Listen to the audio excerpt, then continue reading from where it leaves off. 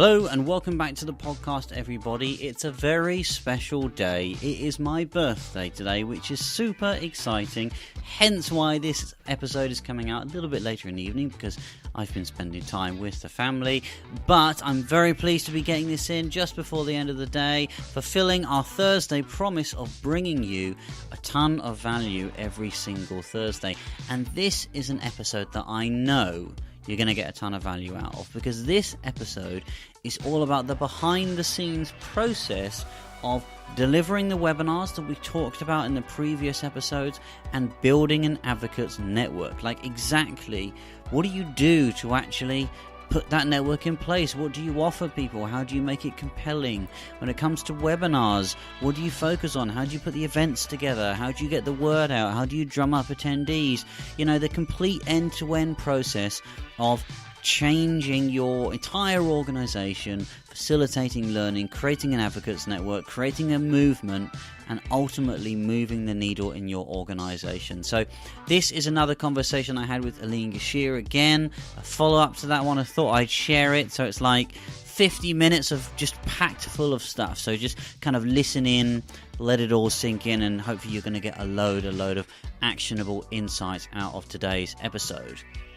Now, before I go into today's episode, I wanted to tell you about one thing. You may have spotted it on the last episode right at the end, but I've just brought in something that's really, really exciting, right? I've just brought in something that I'm calling the 15-minute fix. And in the 15-minute fix, I'm offering free coaching sessions for you to get you through whatever it is that you're working on. Is it a piece of strategy you're looking to put in? Or is it a personal blocker that you have?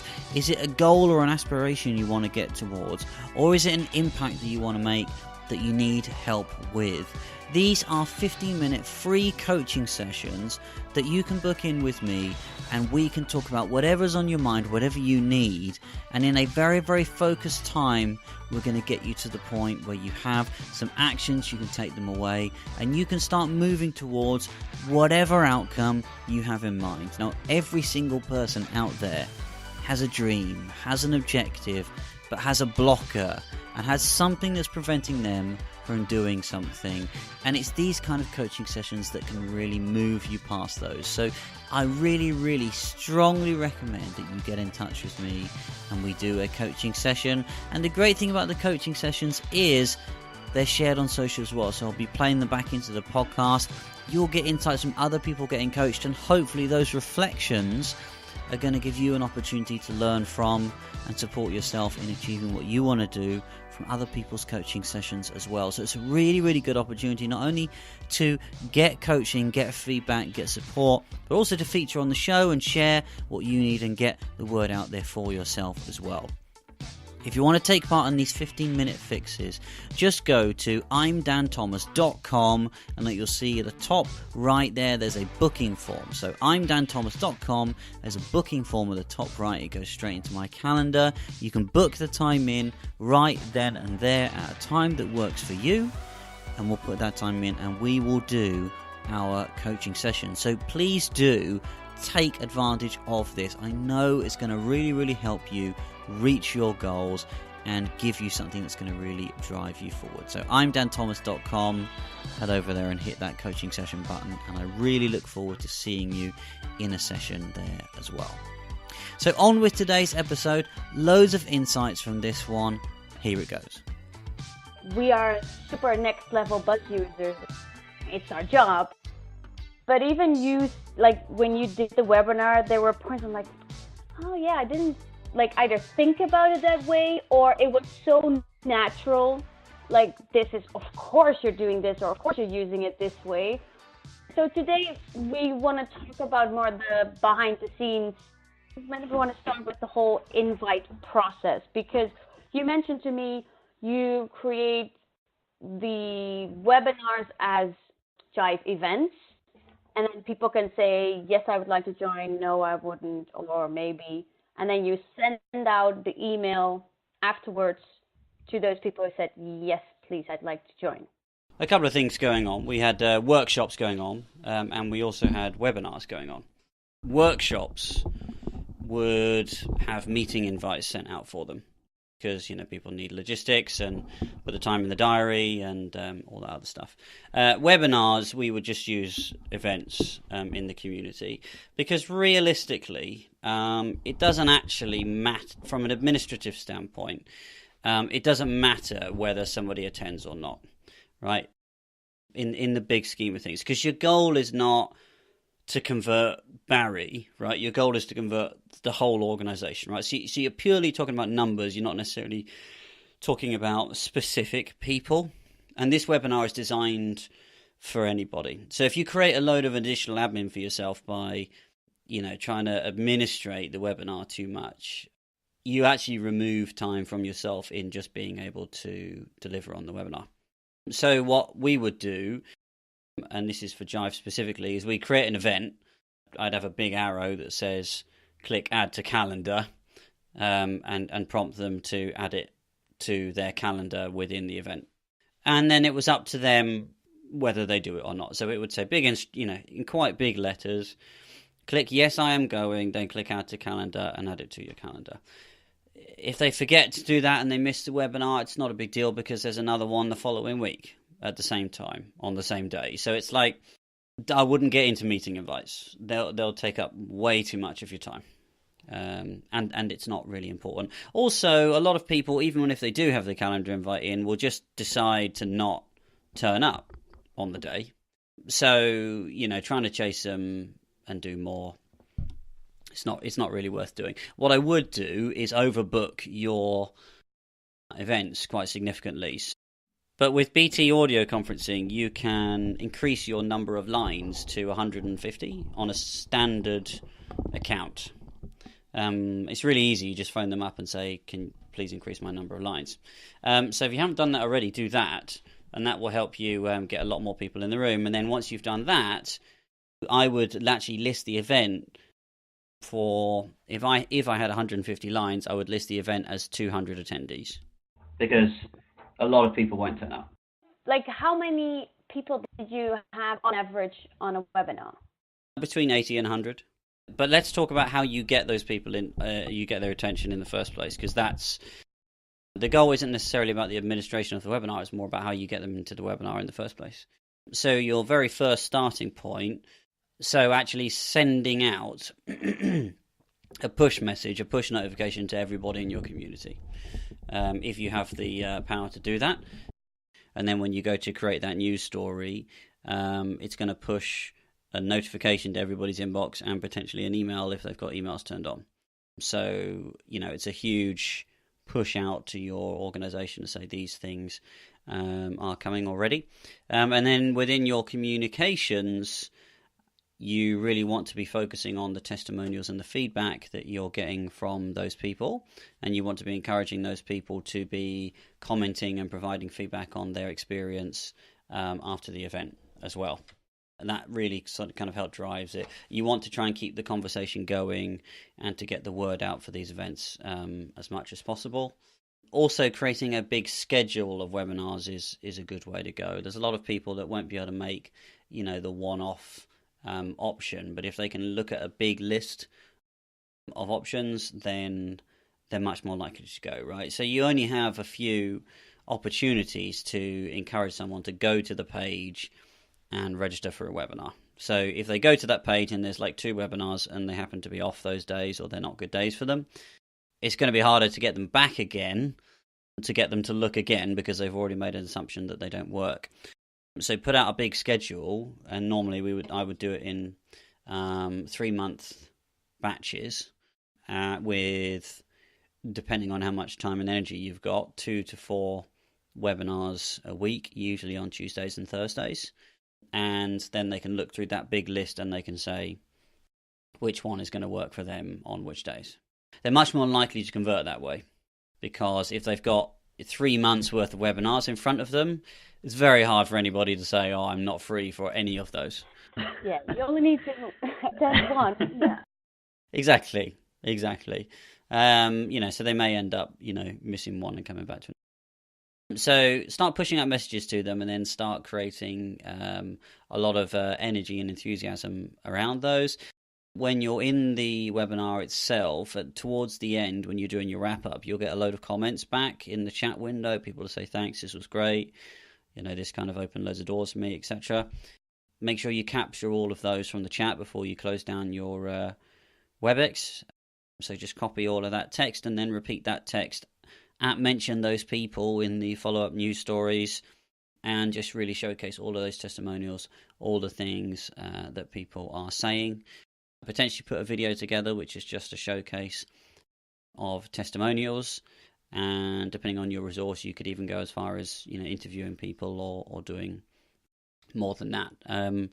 But keep the whole thing as fun as possible, and the thing that makes it stand out is that it is fun and people have a good time on it. So when you're showcasing feedback and stuff, try and focus on the fun. It's very rare, if ever, that anybody goes to a webinar or a presentation in an organization and it's fun. I'm not sure it's ever happened to me. So it's interesting. A lot of them are interesting, but none of them are fun, right? If you can show that, this is a fun way to spend an hour, then that kind of stands out as something different.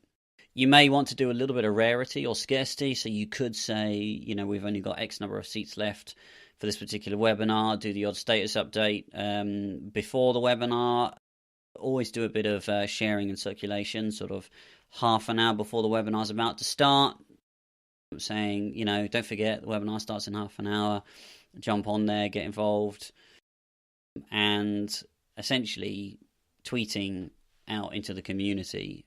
And then at the end of the webinar, obviously encourage people to share comments in the event afterwards. They say, if you've got value out of this webinar, please go back to the event and leave us a comment and tell us what value you got out of it, and keep the conversation going. Make sure you keep that ask of people when you're running it. And those, so in the mandatory streams, you said you publish kind of your blogs or whatever with the information. How, if you have 2 to 4 webinars a week, how often would you send something out? Because I can imagine you're not doing that. Any push message out to the entirety of your organization has to be done very, very sparingly. So that would be fortnightly, probably, if we were doing it, but I wouldn't do it any more than that. One source of traffic is the comms, whatever you can organically push out to your people. And yeah, if you can contact every single one of them, then all the better. The other one is repurposing all of your existing people into getting onto the webinar and doing more of their webinars. So this is a bit more on the analytics side, but this is about how you take every single interested person that's interested in anything about your webinar in any way, and then you contact them in some way. So if someone visits your training group, you email them and say, hey, looks like you checked out our training group. Do you want to attend a webinar? If somebody visits, a collaboration group, you contact them and say, hey, looks like you're interested in collaboration. Do you want to attend one of our webinars? Repurposing every single person. If you get a bunch of people on the webinar that don't show up, you email them and go, hey, what happened, man? Didn't see you in the webinar, but don't worry, because we've got 2 more months worth of webinars for you to sign up to, and here's a link.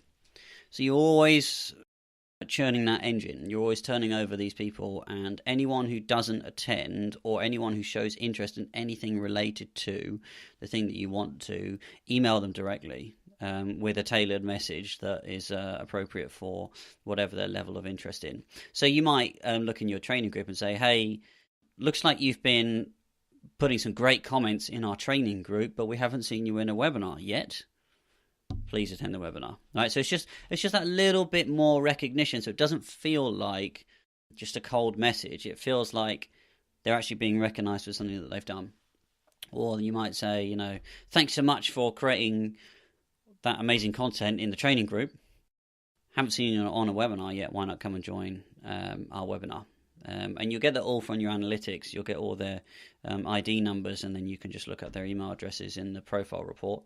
And then start hitting all of those people that you want to. Like I say, no shows, tentatives, anybody who doesn't attend, do it. And then potentially what you can do is follow up emails to those who did attend and say, thank you so much for attending the webinar. How about you let somebody else know about our webinars, and then you just create a little link to an email template that they can send and forward it on to a friend of theirs who might be interested in the webinar as well. Yeah. So you're constantly working that engine, and any person that you've put the effort into securing in some way, you want to be ensuring that they eventually end up in your webinar in some way or some forth. And anyone who is attending your webinar, you want them to be getting more people to attend your webinar. And that's, if you think about where your effort lies, right, that might sound, oh, okay, well, that sounds like a little bit of effort. Yeah, it is a little bit of effort, but it's the most highest value adding effort you can make out of anything else that you think you might be wanting to do, right? So everything else you can think of has a lower conversion rate than that with more effort, right? So whilst it might seem like, oh, that's a little bit churny, and it is, but it doesn't actually take that long, but it does take a little bit.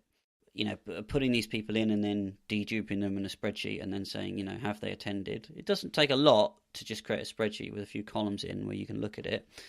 But every time you do any comms, it means you can start segmenting those people and really funneling them out.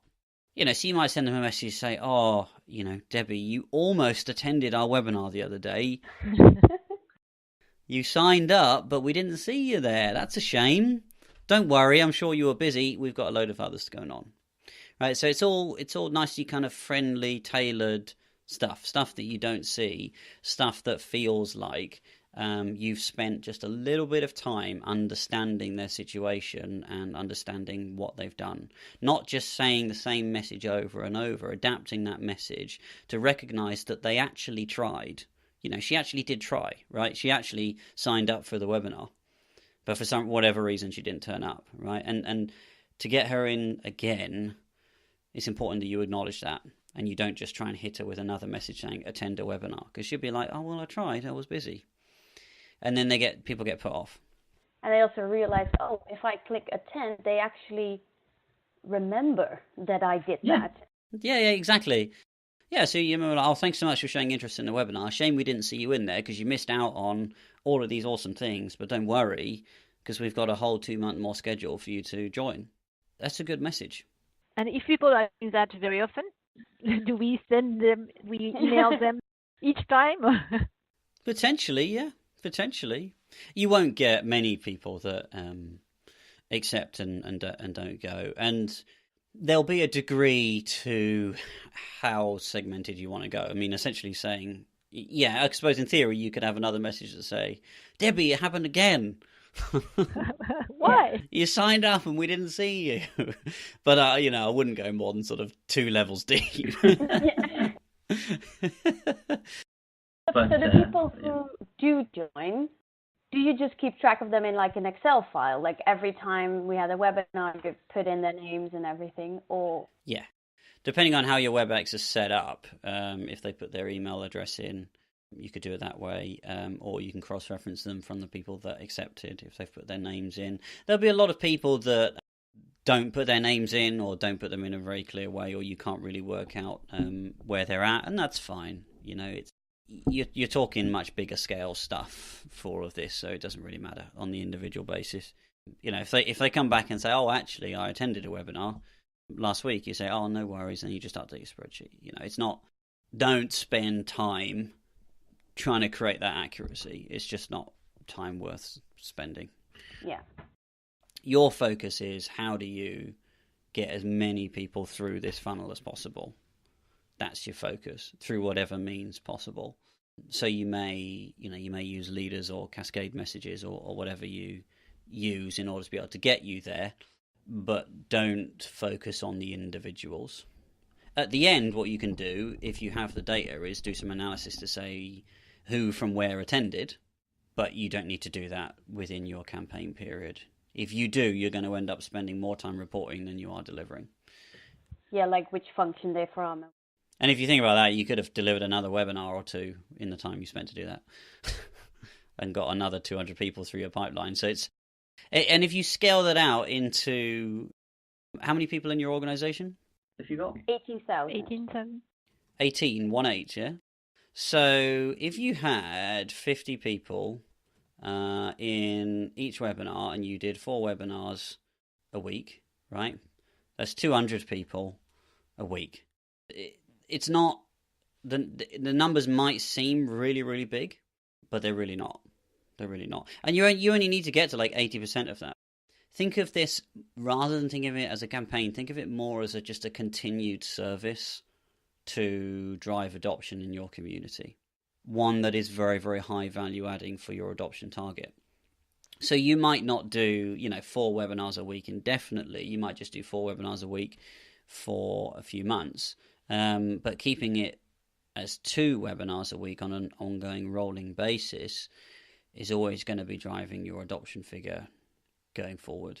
And it's much higher converting for the time and effort than it is most of your other activity that you'll be doing.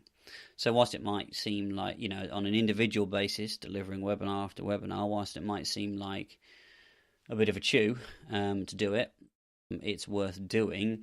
At the same time, you can be upskilling advocates to be delivering these webinars at the same time. So if you're delivering the webinar, get your advocates to attend 1 or 2 of those, put out a script for your whole webinar, and then support them delivering their own webinars. So it's scalable, both in terms of you being able to teach large numbers of people on an individual basis, and you being able to educate other people in how they actually deliver the webinar for themselves. Once you've done your webinar after about a month, you'll have made your changes, and you'll be able to say, okay, this is as close as we need to make it, and now we can start having the advocates deliver it. I think you, in one of your presentations, you mentioned at the end of a webinar, you can say, if you want to become an advocate, please let us know or something. How do you get to, hey, do you want to become an advocate? So let's talk about advocates networks, right? So how do you grow an advocate network? The first thing you need to work out is what you want from your advocates network. What is the deliverable you want them to drive? I think one of the best deliverables an advocate network can drive is the education of others into the thing that they are using. The reason being is you can track that and you can set a direct value to that. Everything else, which is, maybe you'll learn some new skills, maybe you'll get some career options, all of these other stuff. Those are great, but they're very difficult to substantiate. So actually having them deliver stuff is a good way to go. So what you need to do then is decide, well, what do you want of those advocates? And then you need to decide what's the value to the advocates themselves in getting involved in this particular thing. And you'll have a few different categories of someone that you would consider as an advocate. You'll have your first category, which is, I just love this thing and I want to shout about this thing, right? That's your best advocate.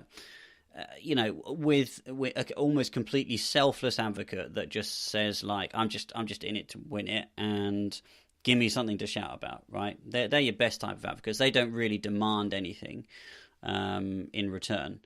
The next type of advocate you would have would be someone who says, that's really interesting, but I'm quite busy and what's in it for me? Again, a very good person to have, but someone who you need to develop a good proposition for. And then the third type of advocate is more one that's doesn't even know that they're an advocate yet, because they don't even know what the thing is yet, right? They're open to, they would be open to the thing that you want them to do, but at this point they don't know what that is, which is where the webinars and everything else comes in.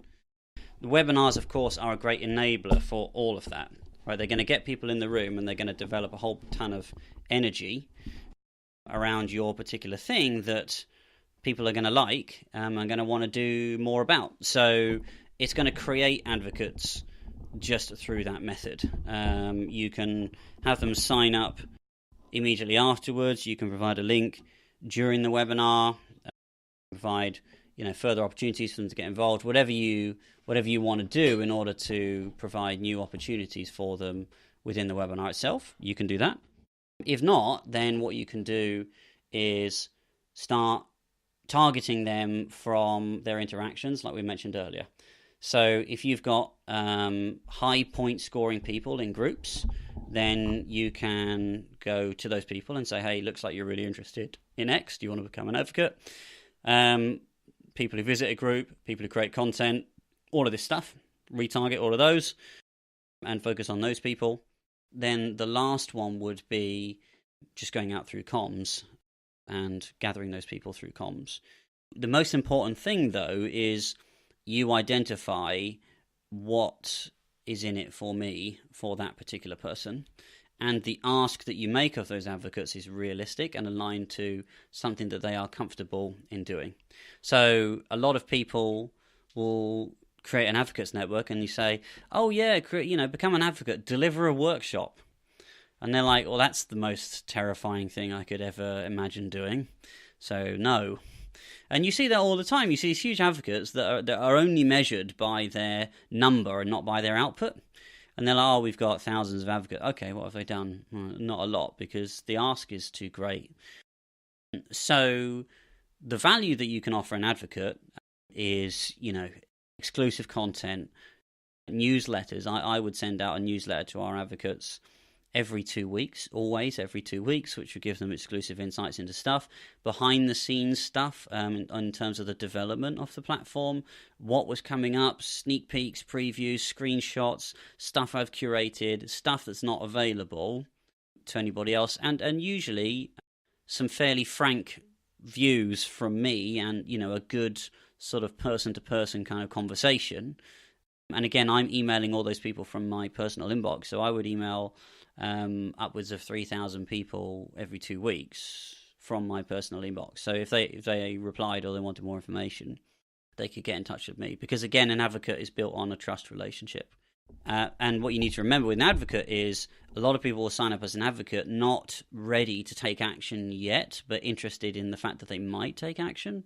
So you want to stay with them in that journey so that you're there when they do take action. They also would get shout-outs, opportunities to boost their career, opportunities to get involved in stuff that they wouldn't, other people wouldn't normally be able to get involved in. Anything that you can think of. If you've got swag, you can do swag, anything like that. But the best way to leverage your advocates is to grow them through the output that you're looking to achieve. So we would say, anybody can be an advocate, and you should allow anybody to just sign up and join your advocates network, assuming they take no action whatsoever, because they might do later. But there should be nothing preventing anybody from signing up. There shouldn't be a prerequisite to sign up.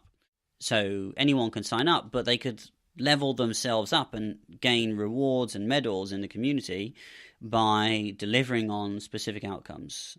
And if you make them diverse, then people can actually choose what they want to do. So you can say to them, hey, deliver 2 webinars and you'll get your bronze webinar delivery medal, right? Deliver 2 workshops and you'll get a workshop delivery medal. And you can scale the number according to how difficult the thing is. So you might say, well, 2 workshops or 5 webinars. And then people can choose what is within their comfort level and their skill set and what to do.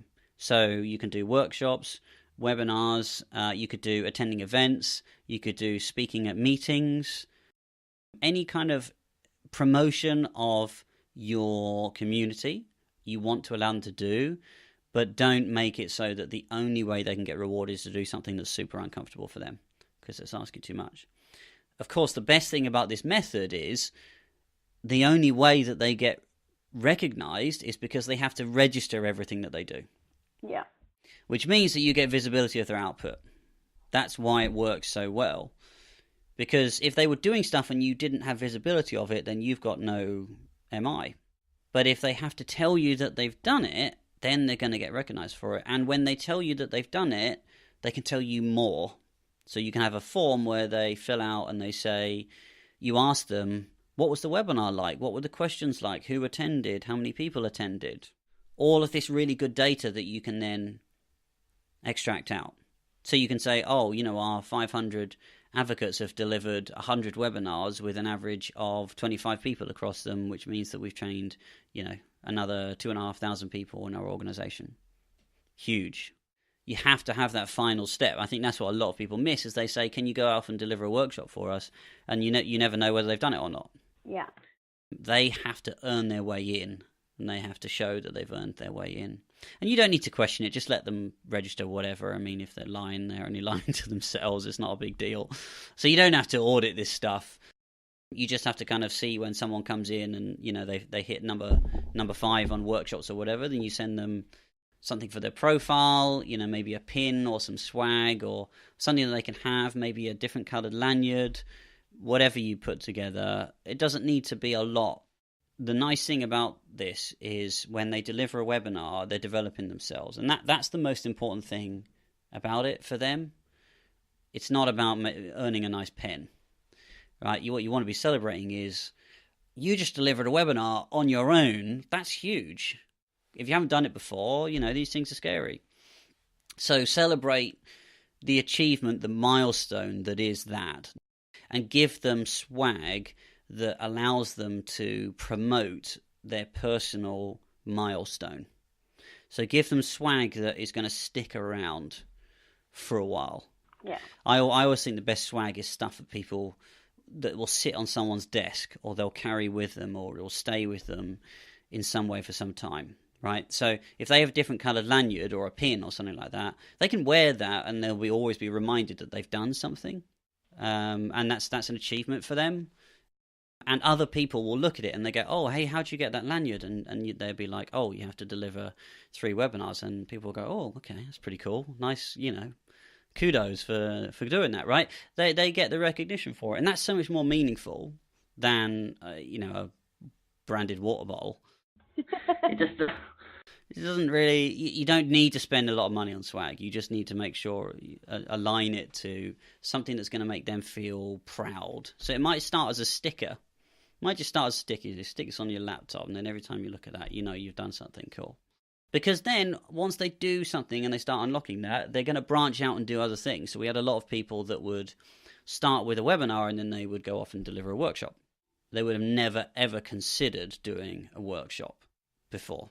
But now they've delivered a few webinars, they know the script, they're comfortable with the content, they don't mind doing it in person. Also, with the webinar, of course, we say, you know, you need to have your camera on. So they're learning how to kind of present, and they're becoming more comfortable with that new medium of, it's not face-to-face, right, but, you know, remote training. Which means that, of course, they can apply those other things into other things, and then you can broaden those skill sets out for those other advocates as well. You can broaden your advocate network benefits out into, hey, you know, you could go out to all of your silver instructors and say, hey, there's a really good opportunity for some more webinar delivery over here. You guys are already expert webinar deliverers. Go do it. Right? It's not just about what they can get out of your network. It's about if they can see your network as a safe way and a fun way to develop themselves and take on new skills and then apply those skills in some way into somewhere else, then your network also aligns with their career aspirations and their long-term plan. Because that's the spirit of the network. It's not about just promote Jive as much as possible. It's, can Jive be the medium through which you work better, you do better? And that's what makes that's going to make your advocates network stand out, because you're actually going to give people the skill sets that are applicable in other things. It's not deliver this one thing which is really specific for this one purpose and this one campaign. This is think of it as a coaching network. That's interesting. So you mentioned the workshops. So you said, so we have the webinars like 2 to 4 or something a week, and then you have the workshops who are actually on location, and for those you send out meeting invites. Yeah, if you want to do workshops. If I could do it all over again, I probably wouldn't do workshops. It depends on where you're at in the process. What's fortunate in us talking is I've been able to kind of jump you kind of 10 steps ahead. For us to get to that webinar that I've described took workshops in order to learn how to do it, and feedback and on all of that pain that is, you know, getting there. Workshop is going to depend on your resource and your time, and they are significantly more resource intensive than a webinar could ever be. You've got logistics, travel, room bookings, you've got costs for expenses, then you have loads of people who just don't turn up, and you probably want the workshop to be a little bit longer than an hour, so you might do like an hour and a half for the workshop. It depends on the culture of the business area of where you're going and what they do. Like if you were going into a telephony area, they might not be able to do webinars, they might have to do workshops, so kind of balance it out. But if you are going to be doing workshops, you should be booking 50% more accepteds than you have seats, because that's how many people will not turn up. Well, and we are a super global company, as in, so that's where I was thinking, I think the workshops, I could see that maybe like if I'm in Paris for a week, hey, you know what?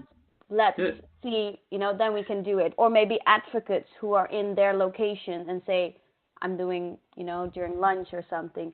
But I think we will definitely start with just the webinars, because you can double it up, right? So, and this is something that I tried out, is if you're doing a webinar, there's no reason why you couldn't book a meeting room and invite people in to join you for the webinar, right? So you're still doing exactly the same thing as you would have done before. You just open the room up 15 minutes early, say rock up with your laptop and connect, and let's all do a webinar together, and then you can play off the people in the room when they do the webinar, right? So you don't have to turn it into a separate activity that requires its own booking and all of this other stuff, right? You can provide a face-to-face at the same time as running a webinar, and that's a nice medium.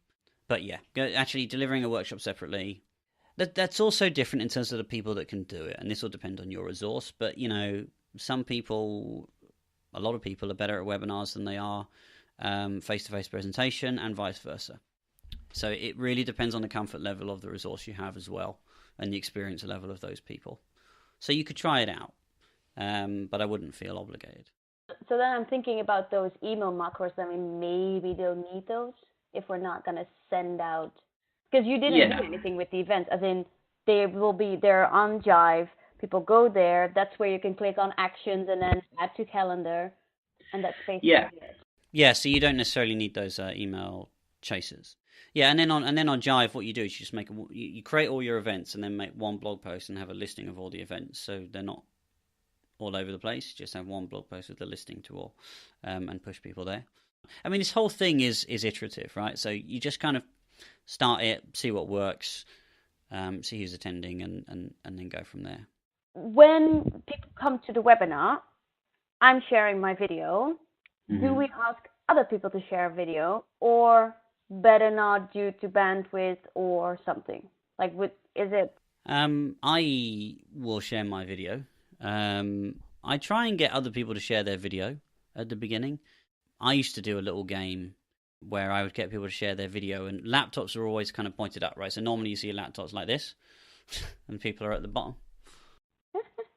It's just a tiny head at the bottom of the screen. But of course, every time you do that, you'll be able to see the ceiling. And after a while, I got quite good at guessing where people were just by the ceiling. So I'd get people to turn them on, and then I would say, "Oh, Terry, are you in Edinburgh, such and such an office?" And he'd be like, "Oh yeah, how'd you know?" I was like, "I recognise that section of ceiling over there." You can have fun with it. It is good to say, I don't obligate people to do it, but what I do say is, anyone who'd like to turn on their webcam gets a shout out from me, or gets some kudos from me, or or do it. It's good practice to get people to do it, because it's a behavior that also aligns with personal visibility. I think most organizations, even though they have video capability, still struggle. A lot of people still struggle actually turning on their webcam in meetings, and then they say they just don't want to. People just don't want to, or they'll create a rationale in their head as to why they don't want to. Oh, I'm not good on camera. It's like, what? Oh, I haven't done my makeup. I was like, well, you're only a thumbnail. You're not on like this. Yeah, you're not. This isn't Jumbotron. This is. So, and if anything, they're so noisy you can't even see anyway.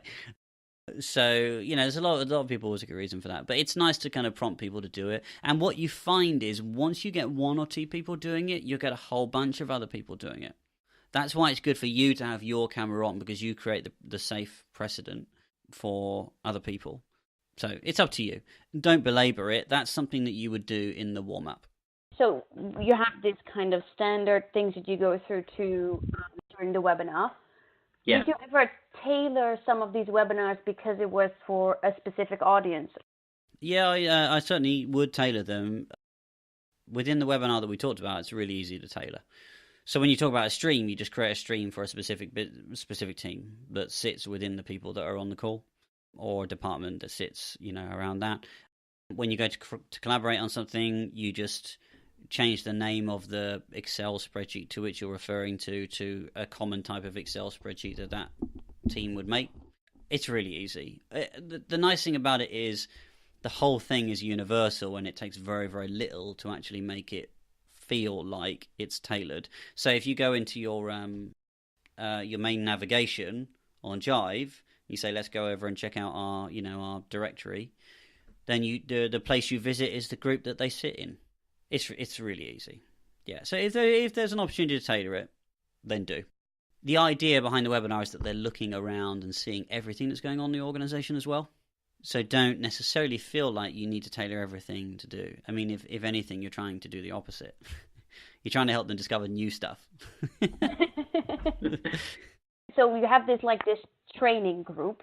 So do you use that just for, okay, when I'm doing the webinar, that's where people can post stuff, or do you use it for anything else as well? No. You would have a separate training group, which is where all your official guides and documentation goes. But I would have just an empty webinar group that people chuck stuff into, and then after the webinar, you can just delete it all. What I tended to do was I'd have a specific dummy group that they could post stuff into, because they want to, and you give it a fun name because they want to feel like it's not, because you're asking on the webinar for people to post a fun discussion. So if they feel like that's going to go out broadly into the whole of the company, they're not going to want to do that. So just give the group a fun name so it doesn't feel, it feels like they're in a safe place. And then you're asking them within the webinar to mention you, so you can respond to one of those within the webinar. But after the webinar, if I had the time, I would go through all of the app mentions that I've got in my inbox, and I would type a little reply after the webinar. And it was just a nice follow-up, because they'll have made a joke with you, who do you think is going to win the next football match or whatever. And I'd actually go through all those app mentions and just leave a little comment to show that it's working and that I got it and that I didn't have an opportunity to get to it on the webinar. And that was always quite appreciated by people. And then in a week or so, you can delete them all. One other thing that you mentioned during the webinar was about the skills. And I was like, yeah, we don't really use, as in people don't fill it out, other people don't do it. So during the webinar, would you mention hey, it's useful to fill out your skills, or motivate people to add skills for other people, or? No. I mean, you could, but within that hour, within the content that you're covering, you have to keep it pacey and you have to get through it. And every little tiny thing is time away from something else. So the question for you, and this depends on what you're targeting, the question for you is, what's the most important message? And to have a look at that agenda and say, is this thing as important as the next thing? But generally within the webinar, what I try and do is I always try and keep it value adding for the individual, i.e. asking someone to go to somebody else's profile and endorse them for something is not a value add for the individual. So that's why I kind of kept it off. It's something that you would want to do. What I found was people that were active and were adding value, people would work out how to endorse them. And for endorsement on skills, even though 90% of your population aren't going to be doing it, that also means that 2 or 3 points endorsement goes a long way. Yeah. So it's not that those numbers need to be high. They're reflective of whatever the overall community's appetite is for endorsing. So if I got 3 points in a skill, I'd probably come up first, because not a lot of people are endorsing. So it's still happening, and it's still the mechanic is still working as it's supposed to. asking a load of people to go off and endorse a load of other people doesn't work. It's a lot of effort for not a lot of reward. Yeah, true. So you mentioned we have 3 months of kind of like the big schedule of 3 months of webinars, but because we're using events as well. But then if I decide kind of, hey, I need to reschedule. Did you ever reschedule or cancel a webinar because either there weren't enough? Maybe two ever. Well, if you're ill, you can't deliver it, and you should have somebody who could deliver it on your behalf. You want to be looking at those webinars and saying, this is the highest priority work for our team right now, and everything else is lower priority than this. So there should be no reason why you should be cancelling those webinars unless you're physically incapable of making them. Yeah. Everything, like if you think, oh yeah, but we've got a team meeting, it's like, yeah, well, that team meeting isn't as important as training 80 people. If that is the priority for your team, you shouldn't be able to come up with a reason as to why you can't deliver that webinar.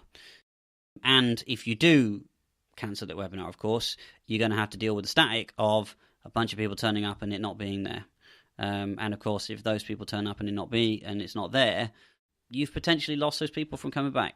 That's the reality. And that's not great. So project your calendar out and say, what days are good for our team. Be really sort of thoughtful as to what days you think you can make. For me, I did Tuesdays and Thursdays because when I looked at the analytics, those were the days when the most people were about in the community. So that's why I chose those days. And then I created those for 3 months in my calendar, and then that time was blocked out. No one could put time in my calendar for that time. And if I ever needed to not be at the webinar, I had advocates that could deliver it, or I had other people in my team that could deliver it if I ever needed to be out for something else. Oftentimes I was, on location, right? I'd kind of like take a 2-hour train to London, and then I'd get in the office, and then 20 minutes later I'm on a webinar, delivering a webinar, and then I'm back to do my London meetings. That happens all the time. You're going to be in different places. You just plan your travel around it. So I need to head off a little bit early because I need to be in for the webinar. We have all these different time zones and stuff, so we need to be a little bit flexible with because we cannot do like 8 webinars a week, so that we can deliver different webinars for APAC and then for America. So we'll be a little bit flexible, saying this week maybe on Tuesday and Thursday, and the other week. It really doesn't matter when they are, and you might look at your schedule and say, oh, in a month I'm on holiday, and then you miss a week. That's fine. It's good to not do them on Mondays or Fridays, because they're bank holidays or common holiday days. But, just project it out, you'll see. The reason I did it in 3-month slots is because generally it was me delivering them, and after 3 months I just needed a break. It wasn't specific to, like, that's a night, like, best practice or anything. It was just like, oh, I've been doing this for 3 solid months. I need a month off. Yeah. And you can mix it up. You can do different level webinars as well, right? If it's you personally doing it, then maybe you do, once a week or twice a week you do an intermediate webinar, or you cover something else. You'll get that feedback from your community as to what they want to do. And that's another way to target your community, right? You can go out, you get your analytics, look at the total point score that all of your people have got, and email all the people that are on less than 50 points and say, hey, looks like you haven't really done Jive yet. So you can kind of segment them out and say, look at their average point scores, find out what a complete beginner is classed as, usually 50 points or less, and email those guys out and segment those. So you can target, but for me, what I found was that Zero to Hero webinar, that was so universally helpful. I would get experts and intermediate people join the Zero to Hero and come out having learnt stuff. I'd have people saying, I've been doing this for 3 years and I learned a whole load of stuff today. Didn't realize about streams, didn't realize about all this different iteration stuff. Because they know the tool, but they don't know the context. That's a good thing about the webinar, is it gives you context. That I was like, this is awesome, because even indeed, if you are using Jive on a daily basis with your colleagues, you can still learn something new or see it in a different perspective and think, oh, oh yeah, true. That's why I'm using Well, that's it. And actually, whilst you're training in Jive, the nature of that webinar is actually training you in using collaborative tools across the board. You can take all the learnings out of that webinar, and you can say, I understand how Facebook works now. I understand how LinkedIn groups work. You know, I understand how notification systems work. I understand how document collaboration works. If you've got 365 running, they can look at it and go, oh, I've got a better understanding of how I might iterate in 365. It really is applicable. That's why it's useful. That's why it's kind of pitched there, because they can apply everything they've learned. You're not specifically saying this tool does this thing and that is the limit of the training that you get. You can go out and apply that anywhere. And that's another reason why I think it's so kind of expansive for people. It's because you come out of it and go, oh, you start picturing other things in different ways. You start thinking, oh, I can use different things in a different way. And then what does that do? What that does is it gives you that interpretation that says Jive is the facilitator of collaboration. That's the kind of point of it. Is say through Jive you can learn how to work better, regardless of where you work. So then Jive becomes your linchpin to say Jive ties everything together, right? Jive gives you the simple, high-level collaboration, and it shows you helps you enable the behaviors that make your work easier, which you can then apply in whatever tool you have. And whether Jive fits into that workflow or not is irrelevant, but you'll always come back to Jive because that's where this thing orientates.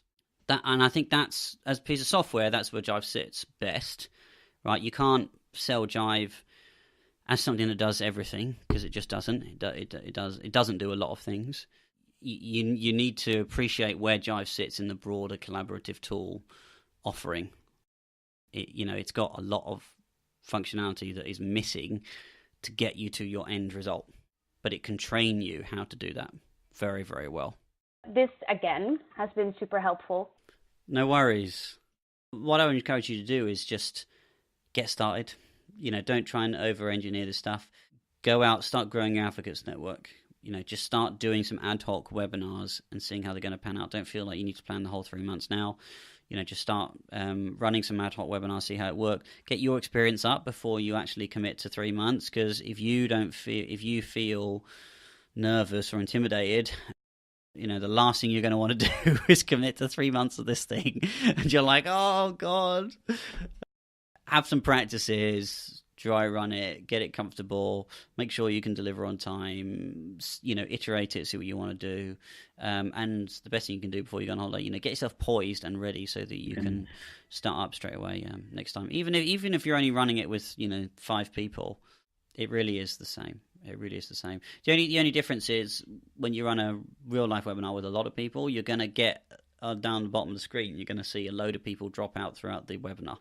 Don't get put off by that. People just drop out in meetings. Most of the time, they're done as managed calls and you don't see it happen. Only the operator sees it happen. That's why, normally, with 100 people, you'd have a managed call and the operator just watches all the people drop out progressively throughout the thing. For you, as you're delivering it as a single person with, the lines, you're going to see people drop out. That's not because of you. Yeah. Don't feel bad. People just, they just realize, I haven't got the time or whatever. They come up with a reason as to why they should go. You can't prevent it from happening on WebEx, so you have to see the notification. So don't be put off. If you finish the webinar and you've still got 10 people on the line, that's 10 people. If you had them in the room face to face, that would still be really meaningful for you as an individual trainer. So just focus on reaching as many people as you can, how you can, and allow other people to miss out if they want to, and just really sort of focus on what you're presenting and what you're doing, and try and ignore the static around everything else. Cool. Love with that. Thank you very much, and have no worries. Rest of the day. So that's it. You're still with me. Thank you so much for surviving until the end. There's loads to take on there. It's one of those episodes where you kind of just need to listen to it a few times over and take all of the insights out of it. But I trust you got a load of value out of that as well. Quick reminder now at the end, sign up for my coaching sessions. Go to imdanthomas.com, visit that, and at the top right you're going to see a booking form for a coaching session. Book it at any time that works for you. Go straight into the calendar. we'll put the time in and we will do that coaching session, and we're going to get you to your goals. If you want some more motivation, head over to my Instagram, where I have just started a huge, I would say pretty much impossible and maybe probably never happen ambition of reaching 1 million followers on one particular platform, and I am literally nowhere at all right now towards that. And if you head over to my YouTube channel, I'm Dan Thomas, you'll actually see behind the scenes the stats for this podcast, the stats for all my channels, all the behind the scenes, my baseline, exactly where I'm starting. You can find that all over there, and you can join me on the what I'm calling Road to 1 Million. So there's loads of things to get involved in. There's check out my channel on YouTube. You can get involved on Instagram. I've even got my own Spotify playlist. If you type in Road to 1 Million, head over to Spotify. You can tune into my weekly Spotify playlist full of the music that I'm listening to that's going to drive you. There's lots of different styles of music in there as well. I'm going to change it each week, right? Sometimes it's going to be rock, sometimes it might even be metal, because, you know, I listen to heavy metal, I'm afraid to say. I listen to heavy metal. Sometimes it might be hip-hop and rap and party music and funk and all kinds of eclectic stuff. And it will change every week. So you can tune in, follow me on Spotify, and tune into the playlist and stay motivated with the playlist. Refreshed every Sunday evening, so you have it ready for the Monday over there as well. So I think you're going to really enjoy that one. So go check out everything. I'm Dan Thomas on Spotify, or just type in Road to 1 Million, at I'm Dan Thomas on Instagram. Really want to connect with you on Instagram. It's my favourite channel at the moment. I'm pushing loads of content and motivational stuff out there, and it'd be really good to connect. So head over, give me a DM, and let's connect on the other side. I'm going to go back to the final wee hours of my birthday. Have a great evening, everybody. See you soon. Bye-bye.